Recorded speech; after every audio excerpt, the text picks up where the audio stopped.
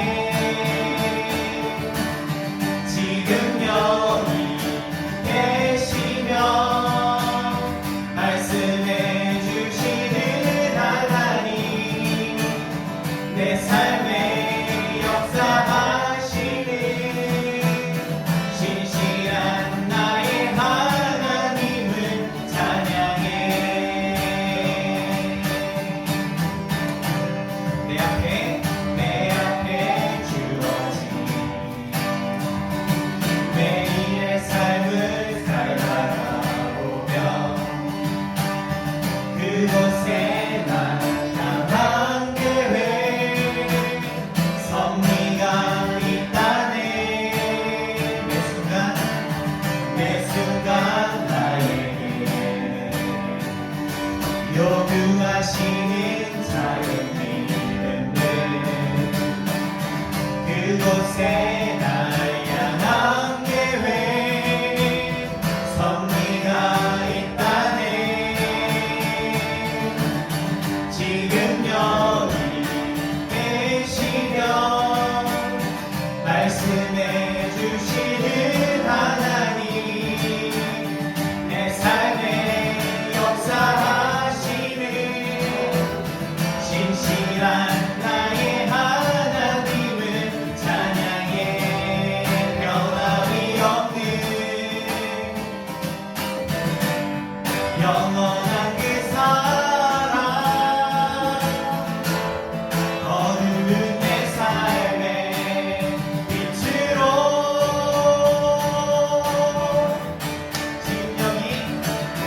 지금 여기 계시며 말씀해 주시는 하나님 내 삶에 역사하시는 신실한 나의 하나님을 찬양. 지금 여기 계시며 말씀해 주시는 하나님 내 삶에 역사하시는 신실한 나의 하나님을 찬양해.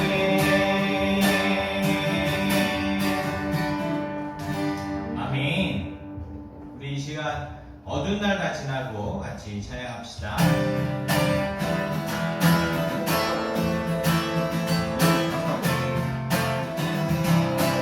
어두운 날 다 지나고 어두운 날 다 지나고 우리가 빛을 바라니 쓰러져 가는 우리 영혼 주가 붙잡아 주시니 눈쉬지 않으리 이 길에 끝이 있으니 한 걸음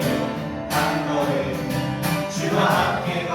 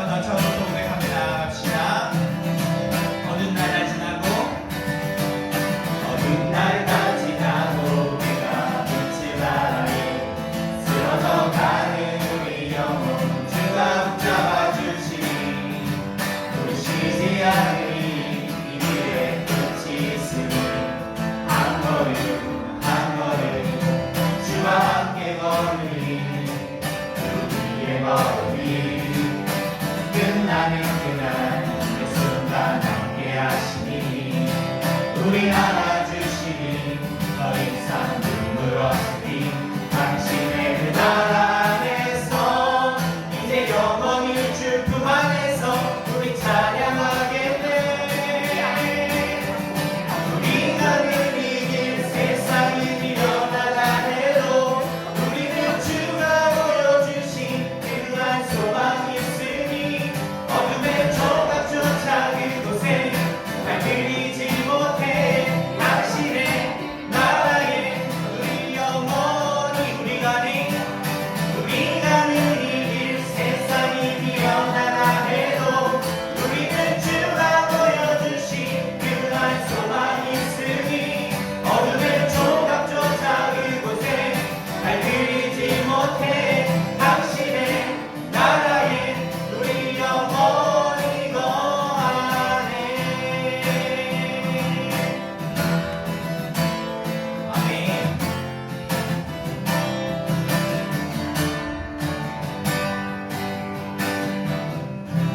아멘. 우리가 고백했던 찬양의 가사처럼 우리가 가는 이 길이 세상에 미련하다고 해도 우리는 주님이 보여주신 소망을 붙잡고 나아가겠습니다. 그런 다짐을 하는 찬양이 우리 삶 가운데 날마다 넘쳐나기 원합니다. 아멘. 여기 말씀을 위해서 기도하겠습니다.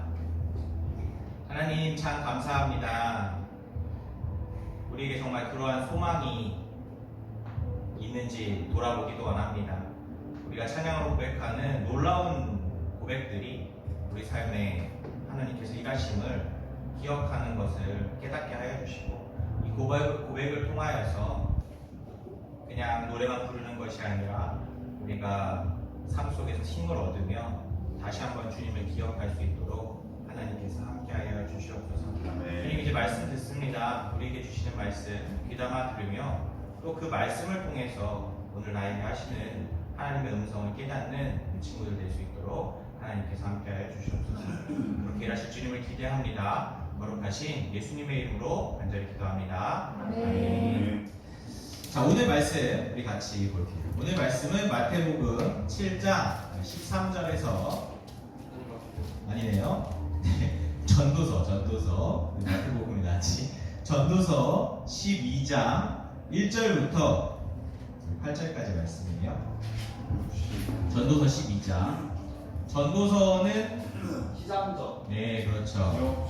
이거 이번 캠프 때 좀 잘 알아야 될 필요성이 있습니다.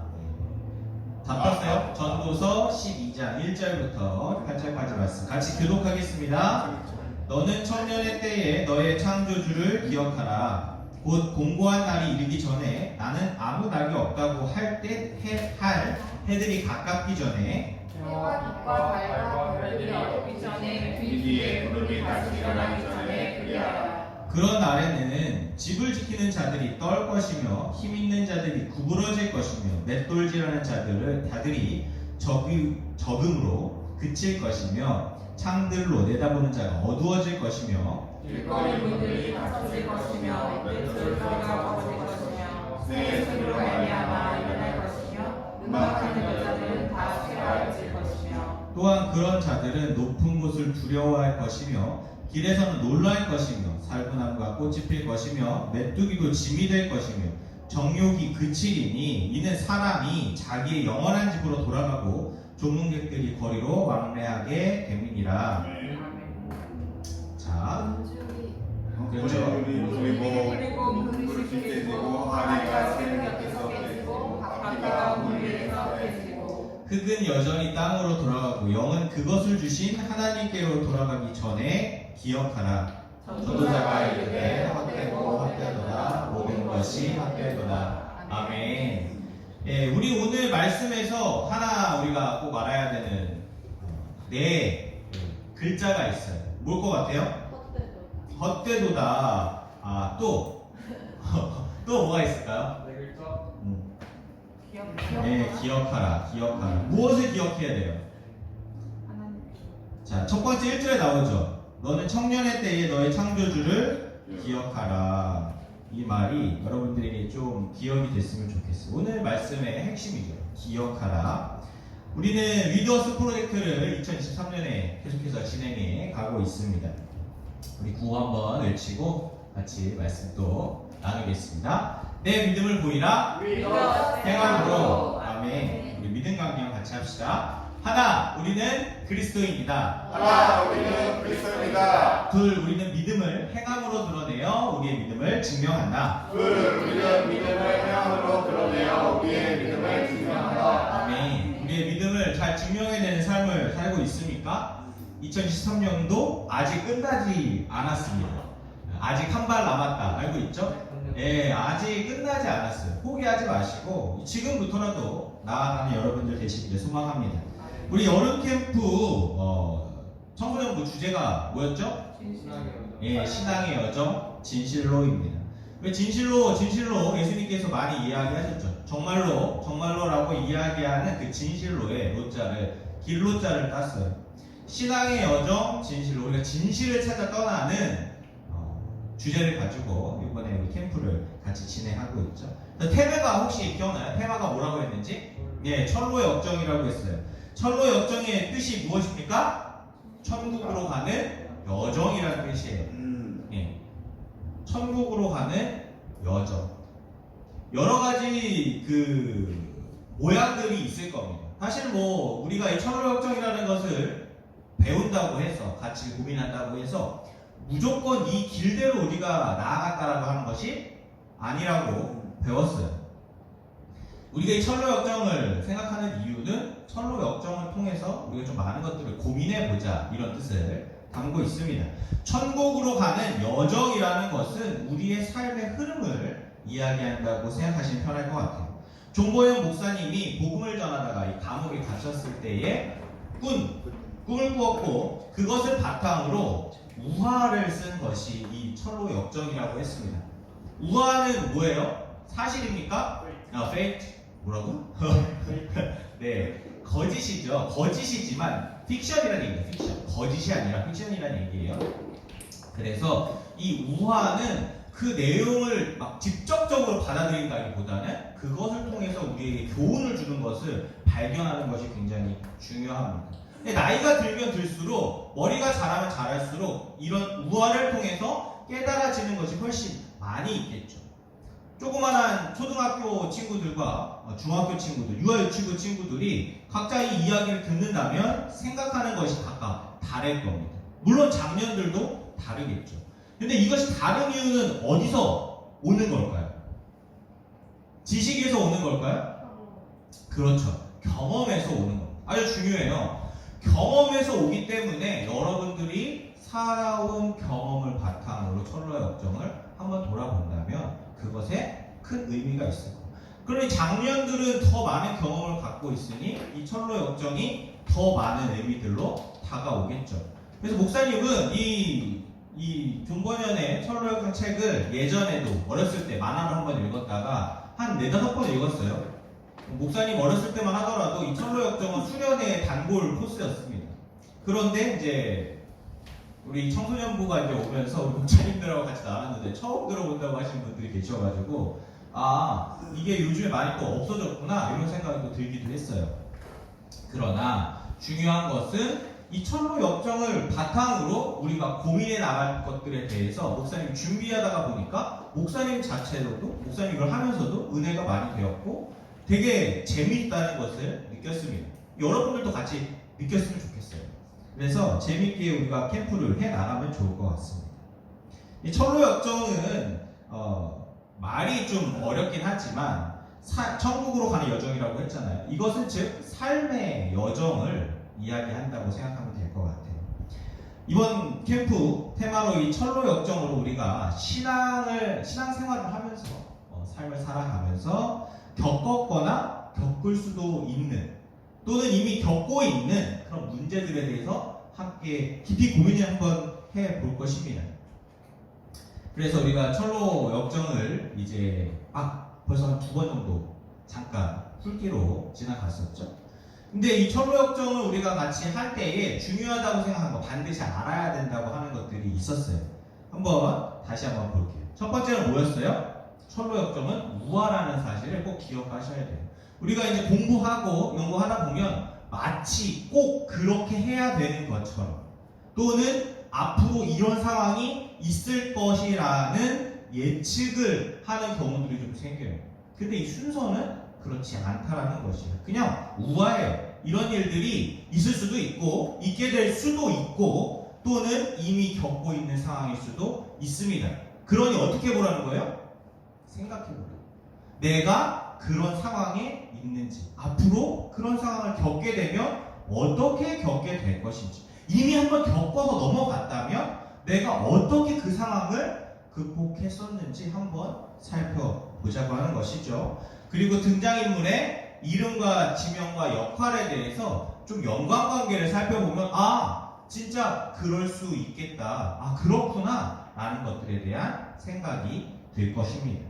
그리고 이 성경 그 말씀을 이 존버의 목사님이 이 책에다가 많이 넣어놨어요. 사실 성경을 여러분들이 막 1도, 2도, 3도 많이 읽어가지고 성경 말씀이 익숙한 사람들은 이 책을 읽으면서 어떤 느낌이 있을까요? 재미가 있겠죠. 이 말씀을 여기에다가 이렇게 적어놓았구나. 딱 맞는 말씀입니다. 한 가지 예로 어떤 얘기가 있냐면은 이 멸망의 도시에서 그 크리스천이 첫 번째 멸망의 도시에서 나아가다가 이제 난관에 부딪혀요. 좁은 문으로 가야 되는데 어떻게 해야 되지? 어떻게 해야 되지? 이 말이 성경 구절에 보면은 베드로가 복음을 전했을 때 예수님을 십자가에 못 박았던 사람들이 있잖아요. 유대인들이 예수를 십자가에 못 박아라 해가지고 못 박았던. 근데 베드로가 예수님 부활 이후에 그 사실을 너네가 십자가에 못 박힌 그 예수를 너희가 그 예수가 우리를 부활하였다. 하나님의 아들이었다. 이런 복음을 선포합니다. 그러자 그들이 우리가 어떻게 하면 좋겠습니까?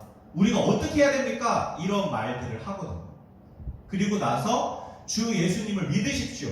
침례를 받고 가서 하나님을 믿는 삶을 사십시오. 베드로가 전했을 때 3,000명이나 되는 사람들이 돌아왔죠. 우리가 어찌할꼬 이런 그 말이 그 성경 구절을 이용한 것처럼 철로 역정에도 동일하게 나오고 있어요. 이런 것도 여러분들이 깨닫는다면 훨씬 재밌게 할 수 있겠지만 아직 그렇지 못하니 여러분들이 잘 기억해서 나중에라도 점점 커갔을 때에 한 번 더 철로 역정에 대해서 고민해봐도 좋을 것 같아요. 그래서 철로 역정이 긴 여정이 있다고 했었죠. 멸망의 도시에서 시작해서 이렇게 쭉 S자로 돌아가는 길로 긴 여정을 떠난다고 했습니다. 이 긴 여정을 통해 그리스도인으로 세상에서 살아가는 것이 어떤 의미가 있는지, 지녔는지, 힘들지만 그 길의 끝에는 무엇이 있으며 가는 여정 가운데 어떠한 기쁨과 소망이 있는지, 그리스도인의 특별한 삶에 대해 소중한 것을 깨닫는 시간이 되기를 바라요. 그래서 지난주 우리는 절망의 거인에게 잡혀서 의심의 성에 갇히게 된 크리스천과 한 명 누구였어요? 두둔. 크리스천과 믿음이가 죽었잖아요. 그리고 누가 나타났어요? 그렇죠. 소망이가 나타나서 그걸 도와줬다고 했죠. 소망이와 여기 지금 보시면 의심의 성이 여기 있죠. 여기에 갇히게 된 거예요. 같이.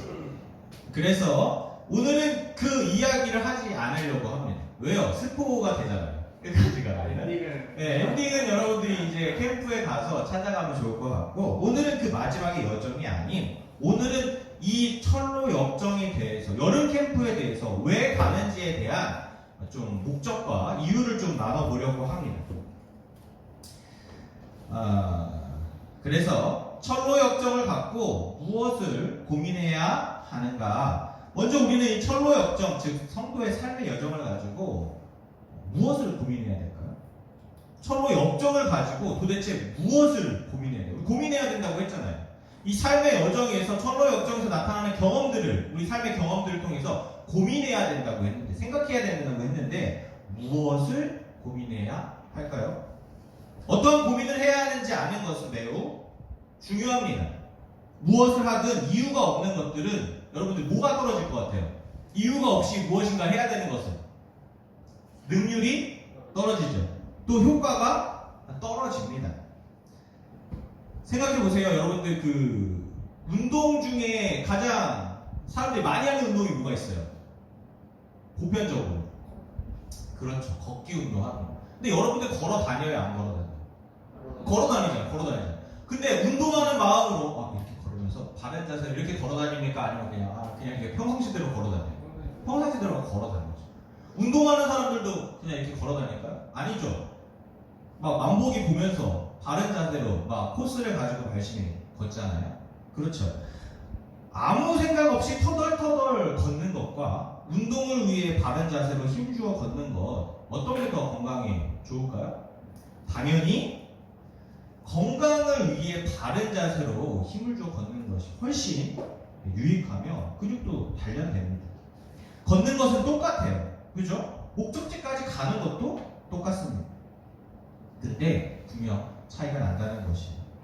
우리는 이 캠프에 귀중한 시간을 내어서 여러분들에게 2박 3일이라는 엄청난 시간을 우리가 투자해서 캠프에 갑니다. 그렇기 때문에 그 이유와 목적이 정확해야 돼요. 그것이 아니면 그곳에 가는 그 시간이 너무 아깝죠. 여러분들이 집에서 게임하는 시간만도 못할 수 있습니다. 가서 불평불만만 가득 쌓이고 도대체 뭔 이야기하는지 관심도 없는데 그 자리에 앉아있다면 얼마나 힘들겠어요. 그죠? 이 귀중한 방학 동안의 말입니다. 그래도 묻습니다, 여러분들에게. 여러분들 이 캠프의 목적과 이유가 무엇이에요? 무슨 목적을 가지고 있어요, 여러분들 캠프 가는데? 생각해 본 적 있습니까? 너무 조용하네요. 캠프의 목적이 뭐예요? 우리는 이 캠프에 가는 목적을 두 가지로 정해놓고 있어요. 모든 캠프, 우리 늘사랑 청소년부가 하는 캠프, 여름 캠프가 있고 겨울 캠프가 있죠. 두 가지 큰 목적이 있어요. 무엇이에요? 친교와 바로 신앙의 성장입니다. 교회 친구들은 사실 어울리기가 쉽지가 않아요. 학교, 학원, 여러 스케줄로 인해서 서로 다 각자 다른 위치에 있기 때문입니다. 근데 주일날 1시간 예배 드리는 것으로는 서로 친해지는 것이 쉽지가 않아요. 클럽을 통해서 교제하는 것도 여러분들이 경험해봤지만 쉬워요? 쉽지 않죠. 서로 가깝게 지내는 것이, 마음을 터놓을 수 있는 것이 쉽지가 않습니다. 그래서 우리는 시간을 내서 친교를 위해서 여름 캠프와 겨울 캠프를 진행하는 겁니다. 이건 뭐 잘 알고 있죠. 그래서 대부분 친구들이 이 목적에 아주 주력을 두는 경우도 많이 있죠. 또한 신앙의 성장이라고 하면은 현재 자기 자신의 신앙에 대해서 되돌아보고 그동안 내가 어떻게 신앙생활을 했는지 한번 집중 있게 생각해보는 시간이기도 합니다. 반성하고 또 그것을 바탕으로 더 나아가는 것을 의미하죠. 생각해보세요. 여러분들 고등학교 1학년 수학을 이제 배워서 풀어야 된다고 할 때에 중학교 3년 과정을 공부하지 않았다면 할 수 있을까요? 어렵겠죠. 고등학교 1학년 수학을 잘 배우려면 그럼 어떻게 해야겠어요? 중학교 3학년 과정을 안 했다면 어떻게 해야 될까요? 중학교 3학년 과정에 대한 것들을 짚어 나가야겠죠. 근데 그걸 어떻게 할 수 있어요? 그냥 안 배웠으니까 3년 과정을 처음부터 해야 돼 라고 하는 것이 더 효과적일까요? 아니면 1학년 수학을 공부하면서 중학교 3학년 과정, 3학년 과정 가운데 이런 것들을 꼭 배웠어야 했어 라고 되짚어가면서 알려주는 것이 더 효과적일까요? 당연히 알려주는 것이 효과적이겠죠. 더 잘 배울 수 있겠죠. 그런 것들을 생각해서 여러분들이 신앙생활을 벌써 10년 넘게 해왔는데 내가 이 신앙생활을 해오면서 지금 우리가 배우는 이 철로의 역정이라고 하는 테마를 통해서 내 신앙을 되돌아볼 때 내가 어떤 것을 놓치고 있었는지에 대해서 되돌아봐야 한다는 것이겠죠. 그래서 우리는 이 신앙에 대한 부분을 고민해야 합니다. 그런데 이 신앙을 다른 말로 바꾸면 무엇이라고 할 수 있을까요? 두 글자로? 네, 믿음이라고 할 수 있어요. 신앙은 믿음이라고 할 수 있습니다. 그럼 믿음은 무엇일까요? 목사님 전에 한번 정의를 내려줬던 적이 있는데 믿음 기억나는 친구 있어요? 죄라고 하는 것은 하도 들어가지고 기억나잖아요. 그렇죠? 하나님 밖에 있는 거라고 빨리 들어서 알고 있죠. 믿음은 무엇이에요? 하나님을 신뢰하는 것을 믿음이라고 합니다.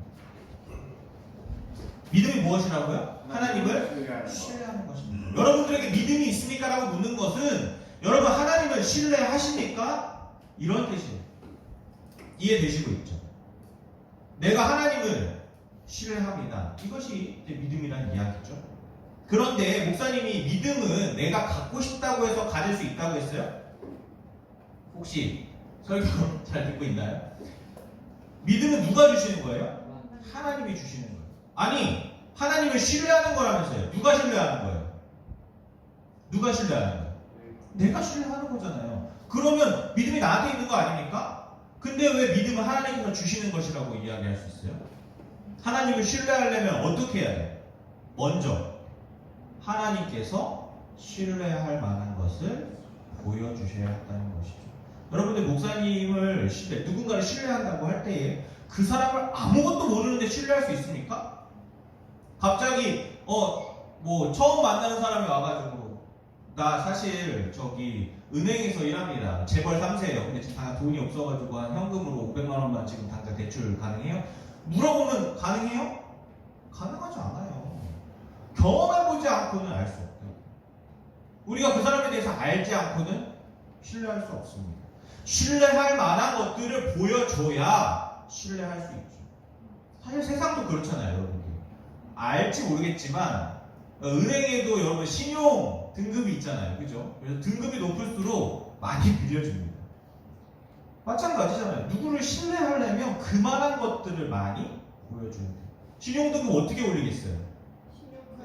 많이 쓰고 잘 갚으면 이 사람 잘 갚는데 올라가요. 웃기죠? 그래서 한 번도 돈을 안 빌린 사람보다 돈을 많이 빌리고 많이 갚은 사람이 더 신용점수가 높겠죠. 웃기죠? 예. 근데 마찬가지예요. 신뢰란 결국 얼만큼 그 사람에 대해서 알고 있느냐, 그 사람이 나한테 신뢰할 것들을 보여주느냐에 따라서 올라간다는 것이에요. 결국 믿음은 하나님께서 우리에게 얼마만큼 신뢰할 것들에 대해서 보여주시느냐에 따라 우리의 믿음이 성장해 나간다는 것이죠. 그렇다면 우리의 믿음이 연약하다고 하면은 하나님께서 보여주시지 않았기 때문에 연약한 것일까요? 하나님께서 신뢰할 만한 것들을 우리에게 많이 보여주시지 않아서 우리가 믿음이 연약할 수밖에 없는 것일까요? 혹시 그렇게 생각하는 친구 있습니까? 아닐 거예요. 하나님께서 이미 보여주시고자 우리에게 많은 것들을 허락하시고 보여주시고자 노력하셨죠. 하고 계십니다. 지금도 말이죠. 그런데 우리가 제대로 보지 않기 때문입니다. 우리의 눈이 편협하기 때문입니다. 어떻게 그것을 알 수 있어요? 목사님, 하나님께서 보여주시는지 어떻게 알 수 있어요? 목사님 말씀을 지금 들어보면 내가 하나님이 보여주시는데도 잘 못 보고 있다고 하는데 어떻게 그걸 알 수 있습니까? 아주 쉽게 알 수 있는 방법이 있죠. 우리는 하나님을 무엇을 통해서 알 수 있다고 해요? 성경 말씀을 통해서 알 수 있다고 하죠. 여러분들 혹시 여러분들의 학원비가 학원 다 다니죠? 학원비가 어떻게 나가는 줄 알고 있어요? 한 달에 한 번씩 하늘에서 아빠에게 돈을 따박따박 떨어뜨려 줍니까? 혹시 아빠가 어떻게 돈 버는 줄 알고 있어요? 엄마가 어떻게 돈을 버시는 줄 알고 있어요? 디테일하게 그 삶의 현장 가운데 들어가 봤어요? 모르죠. 근데 그냥 난 학원을 다니고 있어요. 그 과정은 어떻게 되는지 알 수가 없어. 그리고 학원을 다니다가 짜증나, 힘들어. 그럼 뭐 어떻게 해요? 빠지고 또는 소홀히 하죠. 숙제 내주면 잘 안 합니다. 엄마가 체크하면 몰라. 오늘 하기 싫어. 제껴 막 이렇게 말이죠. 그런데 엄마 아빠가 일하는 삶의 현장 가운데 여러분들이 들어가 있다면 어떻게 돈을 버시는지 만약에 본다면 막 갔는데 아빠가 막 상사에게 막 깨지고 있는 거야. 고개 숙이면서 죄송합니다. 죄송합니다. 막 이거 막 눈물 아빠 막 약간 이럴 수 있잖아요. 그죠? 엄마가 막 다른 나이 어린 사람한테 막 고개 숙이고 제가 이렇게 막 마음이 어려워져. 근데 그런 걸 경험하고 나니 갑자기 학원에 가가지고 숙제를 내가 마음이 달라지지 않겠어요? 마찬가지죠. 하나님께서 우리에게 사실 보여주시는 은혜의 삶이 우리 안에 풍성하게 있어요. 우리가 그걸 모를 뿐입니다. 이미 부어주시고 있어. 어디 나와 있다고 그게? 성경입니다. 성경을 읽어보면 예수님이 이래서 오셨어? 날 수밖에 없죠. 진짜 간절히 하나님께 부르짖을 수밖에 없죠. 야, 이렇게 나쁜 짓을 하나님께 이렇게 어디 이런. 근데 그 하나님은 그런 이스라엘 백성을 끝까지 포기하지 않는 모습을 보시면서 우리는 하나님에 대해서 알아갈 수 있는 거죠. 어디에 써 있다고? 성경에 써 있다. 근데 성경 봐야 안 봐요? 안 보죠. 하나님이 뭔 일하는지 관심 없죠. 엄마 아빠가 돈을 어떻게 벌어오는지 관심 없잖아. 그냥 내 마음에 안 들면 짜증부터 내고 화를 내고 하기 싫다는 학원을 왜 자꾸만 다니게 해서 날 불편하게 해? 라는 말들을 쏟아낼 때 많죠. 하나님이 이미 성경을 통해 우리에게 많은 것들을 부어주시고 내가 너희를 얼만큼 사랑한다, 너희에게 얼만큼 내가 관심이 있다를 보여주시는데 우리 전혀 고민하지 않는다는 것이에요. 우리가 아주 어렸을 때는 사실 여러분들 주일학교 때 성경도 많이 읽고 찬양도 열심히 하고 기도도 했어요. 맞죠? 주일학교 때에 부활절 처음에 이제 여름성경학교 때 할 때에 예수님 십자가 사건에 대비할 때에 막 영상을 보면서 막 웁니다. 예수님이 그렇게 우리를 사랑하셨어 막 이렇게 울고 기도하죠. 목사님은 어렸을 때 여러분들 많이 봤잖아요. 여러분들 정말 그러한 순수한 신앙을 가졌었죠. 왜 그랬어요? 기억이 안 나요? 왜 그랬어요? 그때는 그냥 무작정 하라고 해서 했어요? 막 예수님이 십자가에 돌아가셨다가 울어! 막 그러니까 막 울었어요? 몰라서 그랬어요? 그냥 시키는 대로 했다. 아니죠. 아니에요. 엄마가 아프다고 하면은 어렸을 때 어떻게 했어요? 내가 할 수 있는 게 없으니까 엄마 위해서 기도해 준다고 하잖아요. 최근에 목사님 아들이 엄마를 위해서 기도해 주는 거 보면서 살짝 마음에 감동이 있었는데 엄마가 아프다고 하면 내가 할 수 있는 게 없으니 하나님께 기도합니다. 엄마 아프지 않게 해달라고 같이 와서 손잡고 기도해 주죠. 여러분들 그 모습 보기 어때요? 바보 같습니까? 엄마가 아프면 가서 약 사오면 되지. 엄마가 아프면 병원에 가면 되지. 왜 앞에 누워있어? 이렇게 생각하십니까? 근데 사실 여러분들도 그랬잖아요. 그런데 왜 지금은 그런 모습이 사라졌는지 혹시 생각해 본 적이 있어요? 여름 성경학교 때 하나님, 예수님, 성령님에 대해 배우면서 신나게 찬양하고 기도했던 여러분인데 근데 왜 지금은 하나님을 믿는 것조차 모르겠다고 고백하게 되었는지 혹시 고민해 본 적 있어요? 생각해 본 적 있습니까? 혹시 지금은 좀 커서 이제는 그때 했던 그런 행동들이 얼마나 바보 같았다는지를 깨달았다고 혹시 말하고 싶습니까? 그때 하나님에 대해서 품었던 그 마음들이 지금 와서 생각해보니 앞에서 목사님이 쇠뇌했던 거 아닙니까? 라는 생각이 듭니까? 아니면 여러분들을 교회로 인도했던 엄마 아빠가 지금도 잘못된 생각을 하고 있다고 그런 생각을 갖고 있습니다. 여러분들의 부모님이 지식이 없어서 지혜가 없어서 여러분들에게 하나님을 믿으라고 하는 것일까요? 아니면 본인이 그렇게 열심히 하나님을 믿고 있는 것일까요? 고민해 본 적 있습니까? 저는 여러분들에게 얘기하기로 그저 여러분들은 지금 여러분들이 더 좋아 보이는 것을 그냥 하고 싶을 뿐이라고 생각이 들어요. 왜냐하면 목사님도 그랬었으니까요. 그래서 핑계가 필요한 것일지도 모릅니다. 하나님을 믿는지 모르겠다. 하나님의 존재를 모르겠다. 안 계신 것 같다. 그냥 핑계가 필요한 거라고 생각해요. 토요일 밤에 늦게까지 놀고 싶고 주일날 늦잠 자고 싶고 오히려 교회 활동할 시간에 내가 하고 싶은 게임이나 취미생활을 하고 싶은 것일지도 모릅니다. 그 외에도 여러 가지 많은 이유가 있겠죠. 목사님이 요즘 복음반을 같이 진행하고 있는데요. 앞으로 모든 친구들이 한 번씩은 하겠죠. 하나님이 살아계시다면 하나님의 말씀을 따르는 것이 당연합니다. 그렇게 묻죠. 맞다고 해요.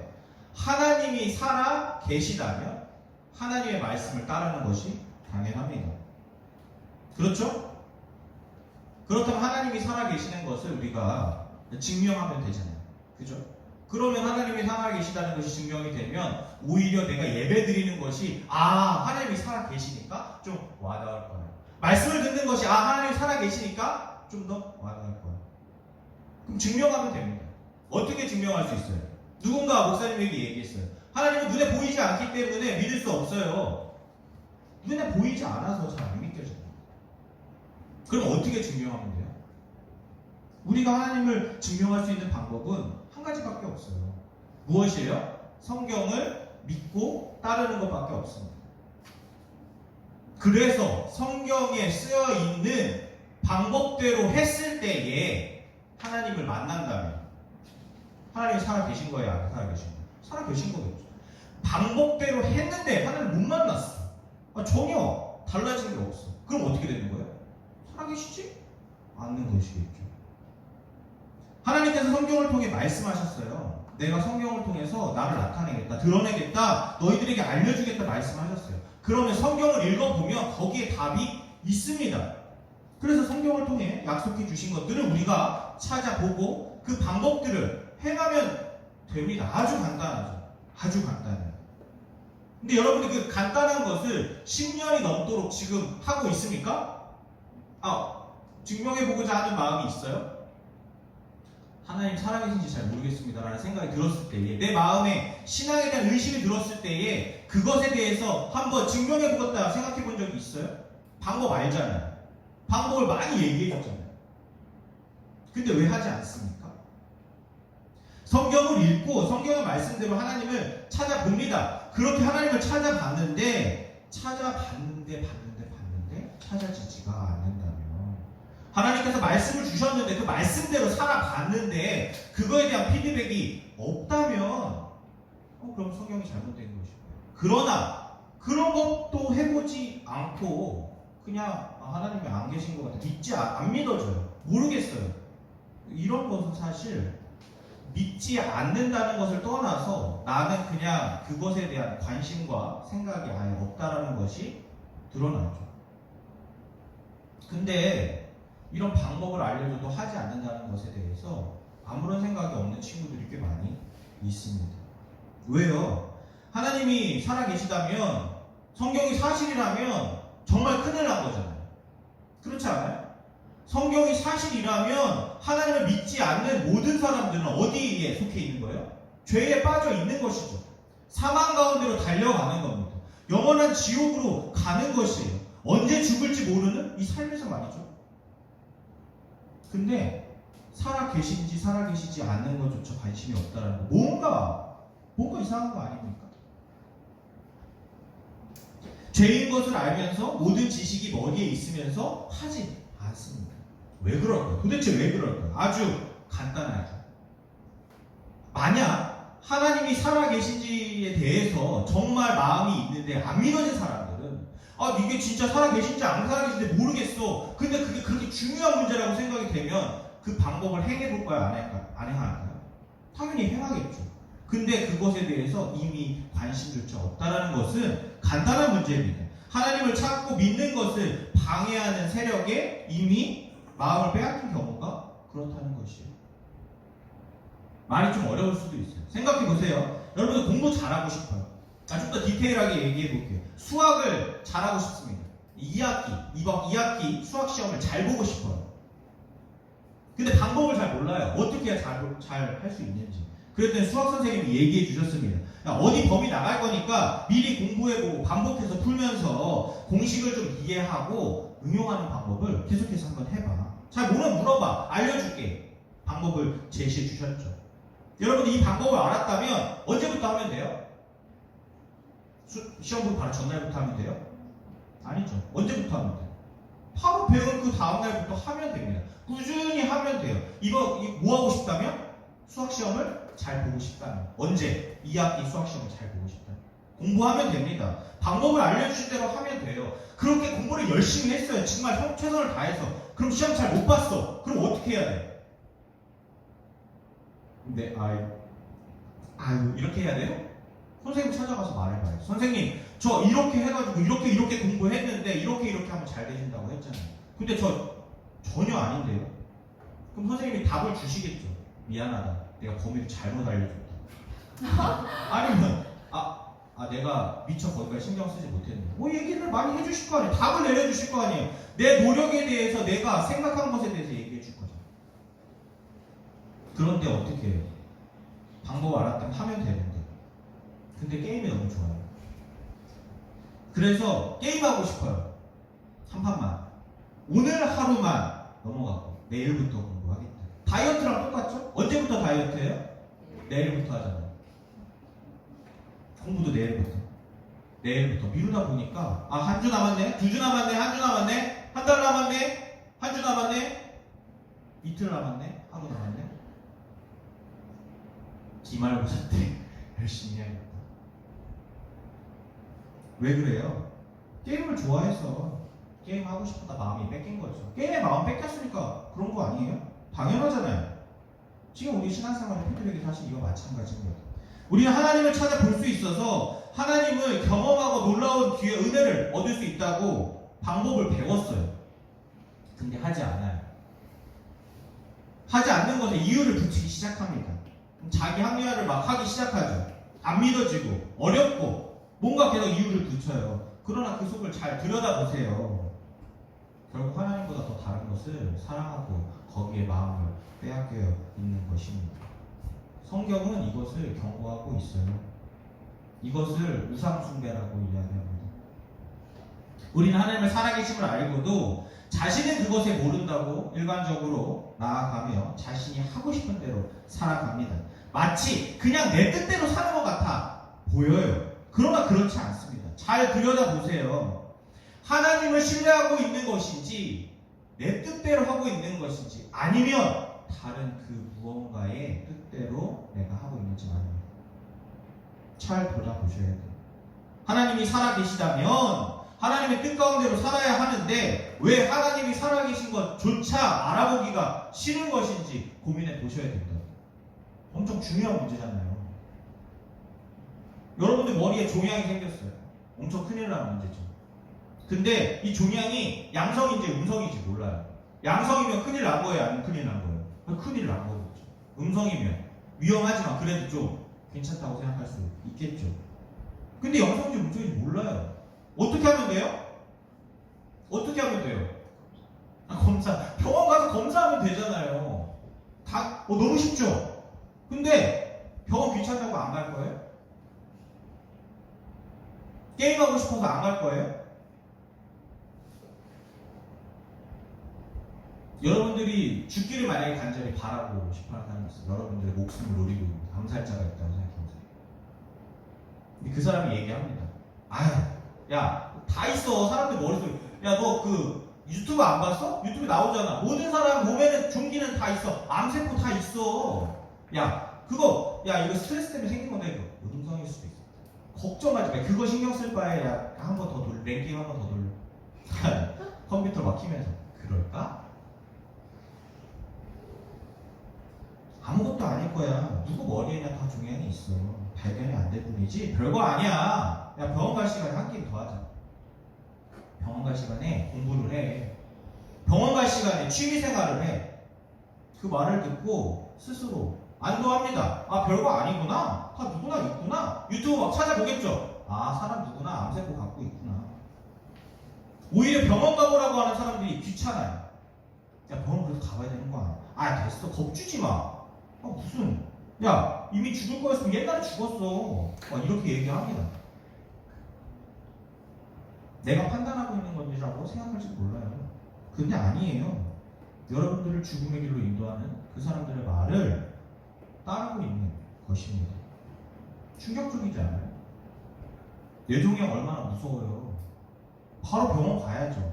음성이라고 할지라도 빨리 가서 확인해 봐야죠. 근데 어떻게 대수롭지 않은 거라고 생각할 수 있어요. 어떻게 중간고사가 다음 주라고 공부한다고 할 수 있어요? 그런 각오로 공부했다면 코피를 줄줄 흘리면서 막 머릿속에 막 공부에 미쳐 있어야죠. 그렇지 않잖아요. 게임도 하고 할 거 다 하고 잠도 자고 뭐 놀 거 놀고 쉴 거 다 하잖아요. 근데 병원만 가고 싫은 거잖아요. 귀찮다고. 어째서 주변에 병원 가보라는 소리를 귀찮다고 생각할 수 있어요? 얼마나 큰 문제인데. 하나님이 계시다면, 천국과 지옥이 있다면 여러분들의 죄를 대신해서 예수님께서 십자가의 고통 가운데 죽으셨다면 어떻게 그런 것들을 무시할 수 있냐고. 그럴 수 없어요. 어떻게 해요? 알아봐야죠. 그게 사실인지 아닌지 알아봐야죠. 정신 차려야죠.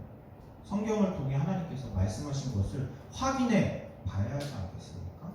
성경에서는 얘기해요. 내 뜻대로 하는 건 없다고 해요. 세력은 두 개밖에 없습니다. 하나님 편이든지 마귀의 편이든지 둘 중에 하나예요. 여러분들 지금 어느 세력에 속해 있습니까? 지금 당신이 무엇을 얻기 위해 최선을 다하고 노력하고 온 힘을 쏟아서 그것을 얻어낸들 하나님께서 그 다음날 목숨을 취하신다면 그것이 무슨 소용이 있냐고 성경은 기록하고 있습니다. 그렇다면 하나님의 존재 이유부터가 제일 중요한 거 아니에요?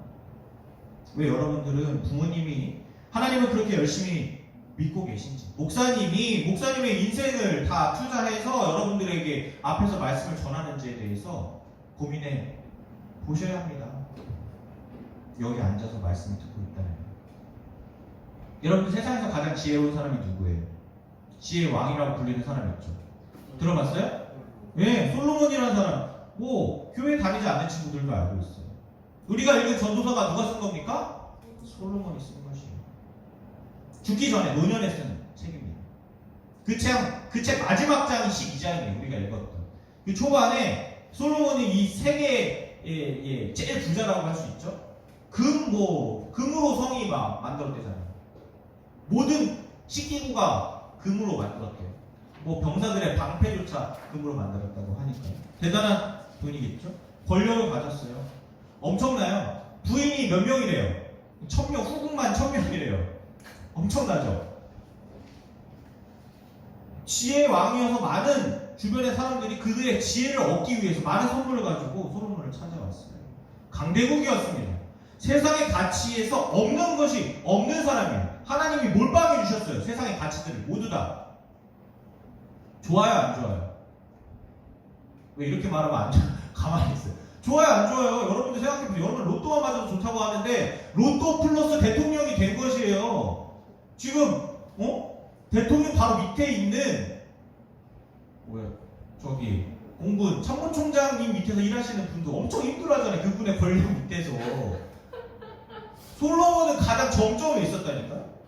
돈, 명예, 권력 모든 거 부족함이 없어. 하나님 몰빵해 주셨어. 근데 그 노년에 그가 죽기 전에 했던 말이 있어요. 여러분들이 아까 끝에 누군가 얘기했죠. 네 글자, 헛되고. 헛되고 헛되고 헛되니 헛되고 헛되다. 모든 것이 헛되다. 야, 해봤으니까 그렇게 얘기하는 거 아니야? 야, 나도 해보고 나면 그렇게 할 수 있겠다. 그런데 그 사람이 이렇게 얘기하고 있어요. 1절 말씀에 뭐라고 했어요? 젊었을 때에, 청년의 때에, 왜 노년까지 마음껏 놀다가 죽기 직전에 하나님을 믿으라고 하지 않고 젊었을 때에 하나님을 기억하라고 하고 있어요. 젊었을 때에, 어렸을 때에, 좀 더 빨리. 왜요? 그가 경험했을 때 그때 이 헛된 것들을 죽지 않는 것이 얼마나 귀중한 것인지 알았기 때문입니다. 전도서 우리 1장, 12장 1절 2절 말씀 한번 읽어볼게요. 시작. 너는 청년의 때에 너의 창조주를 기억하라. 곧 공부한 날이 이르기 전에 나는 아무 낙이 없었고 하늘 해들이 가깝기 전에 해와 빛과 달과 별들이 어둡기 전에 빛 위에 구름이 다시 일어나기 전에 그리하라. 무슨 말이에요? 솔로몬이 모든 걸 다 갖고 있었다니까. 근데 그가 그것을 잃어버릴 리가 없는데도 불구하고 공고한 날이 이르기 전에, 죽음이 가깝게 오기 전에 기억하라고 이야기하고 있어요. 6절에서 8절 말씀부터 한번 볼게요. 은줄이 풀리고 금그릇이 깨지고 항아리가 샘 곁에서 깨지고 바퀴가 우물 위에서 깨지고 흙은 여전히 땅으로 돌아가고 영은 그것을 주신 하나님께로 돌아가기 전에 기억하라. 무슨 말입니까? 이거 지금 결국 그렇게 된다는 것이죠. 모든 것은 끝이 있다고 이야기하는 것입니다. 끝이 오기 전에 기억하라고. 누구를요? 하나님을. 전도자가 이르되 그 세상의 모든 것이 헛되고 헛되도다. 모든 것이 헛되도다 이야기합니다. 우리가 죄라고 하는 것이 뭐라고 했어요? 하나님 밖에 있는 것이라고 했죠. 우리의 창조 목적이 무엇이라고 했어요? 하나님 안에 거하는 것이라고 했습니다. 하나님 밖에서 떵떵거리면서 세상의 모든 가치를 부여잡고 있다 한들 하나님 안에 없다면 그의 생명에 가치가 없는 것이며 그가 사망 가운데 처해 있다는 것을 잊지 마셔야 합니다. 추상적인 거 아니에요. 실제적인 겁니다. 삶의 주관자가 누군지, 우리 삶을 인도하는 사람이 인도하시는 분이 누군지 고민해 보셔야 합니다. 여러분들이 그렇게 얻고자 하는 바둥바둥 아둥바둥 노력하며 살아가는 모든 것들이 우리의 죽음 앞에서는 다 헛되다는 것을 기억하셔야 돼요. 여름 캠프가 우리에게 왜 필요합니까? 여러분들의 생각이 좀 열렸으면 좋겠어요. 왜 철로 역정을 주제로 하고 있을까요? 가치 때문입니다. 가치를 우리가 알아가기 위해서. 말씀을 이제 마치려고 하는데요. 목사님 아들 이름이 인서죠. 8살이에요. 그 전에는 인서가 취미가 좋아하는 것이 있었어요. 책 읽어주는 거 좋아했습니다. 그래서 책장에서 책을 갖고 와서 이걸 읽어줬으면 좋겠다고, 저걸 읽어줬으면 좋겠다고. 귀찮긴 하지만 아들이 책을 좋아하는 걸 싫어하는 부모님이 있을까요? 없죠. 좋아했습니다. 저도. 책을 읽고 밖에서 뛰어노는 거, 건강하게 잘 노는 거 좋아요. 그런데 제가 또 아내가 사정이 생기면서 아이에게 미디어를 보여주기 시작했어요. 게임을 하게 되었고 만화, 유튜브를 8살에 접하기 시작했어요. 7살에 접하기 6살? 접하기 시작했어요. 굉장히 빨리 접했죠. 그 이후로는 인서는 자기가 제일 좋아하는 것이 미디어가 됐습니다. TV를 보고 유튜브를 보고 게임을 하게 되었어요.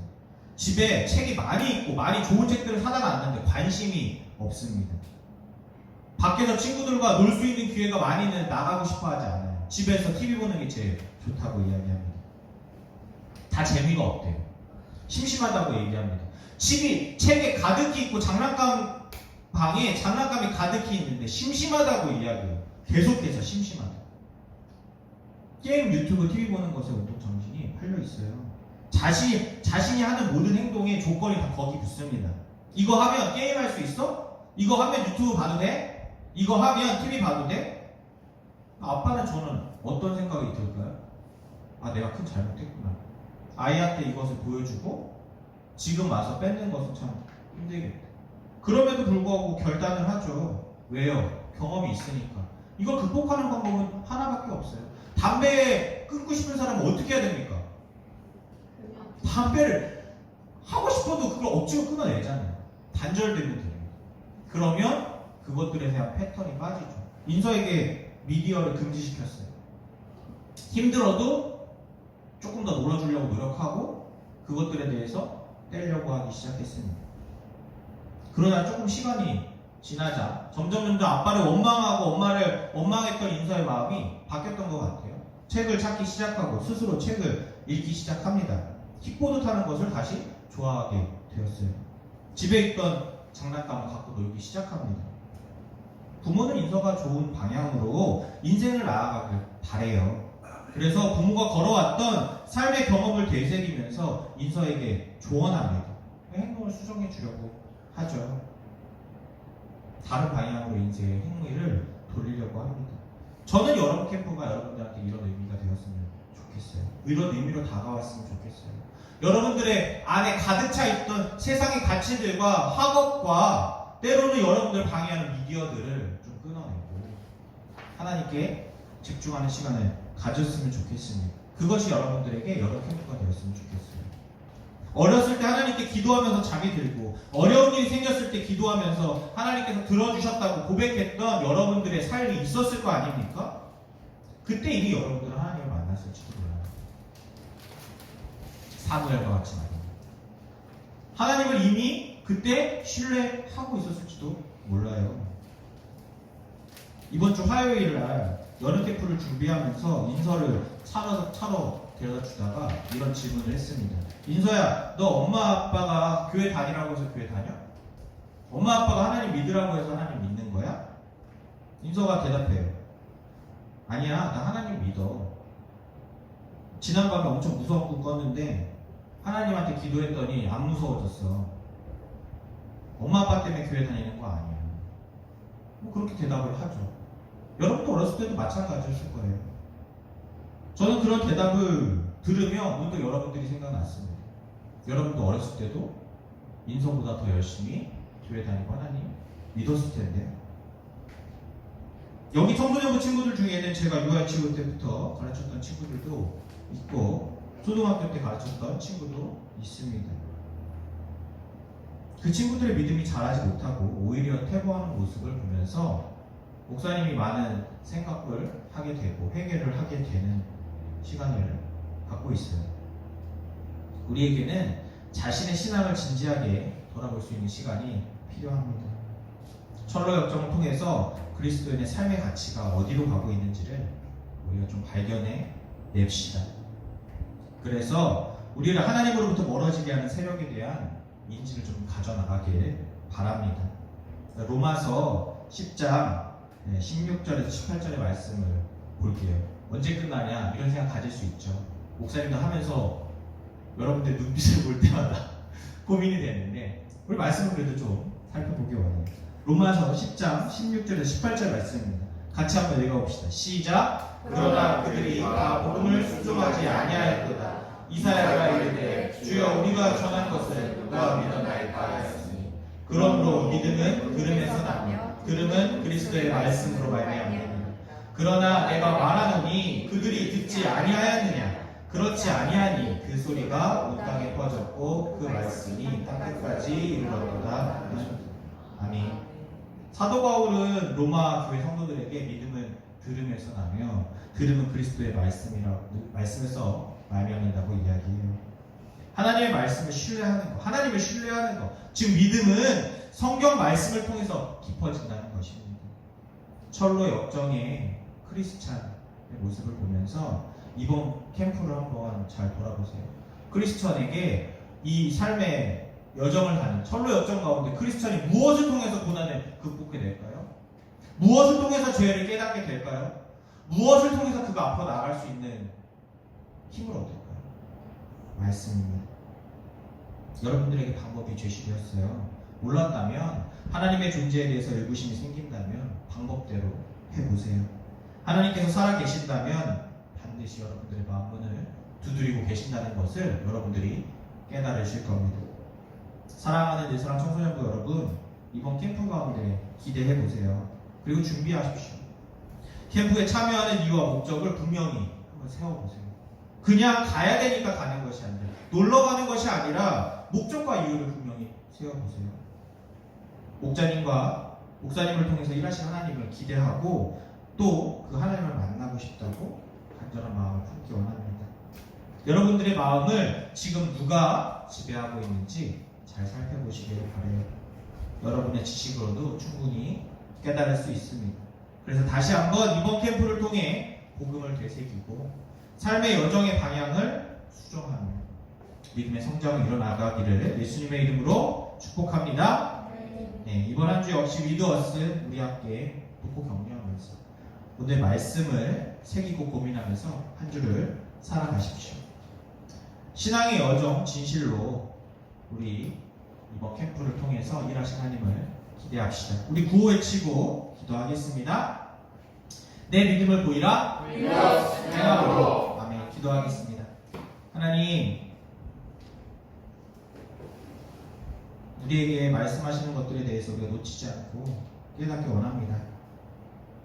아무 생각 없이 세상에 젖어 살아가다가 마귀에게 마음을 많이 빼앗길 때가 많이 있었습니다. 혹시 지금도 그럴 수도 모릅니다.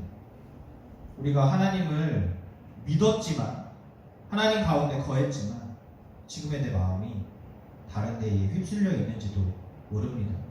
좀 돌아보게 하여 주시고 이번 여름 캠프를 통해서 우리 영이 회복되고 영이 힘을 얻고 하나님의 말씀의 중요성과 말씀을 통해 우리에게 말씀하시는 그 하나님에 대한 마음과 모습들을 우리가 발견하고 그 은혜를 우리 삶에서 체험하게 하여 주시옵소서.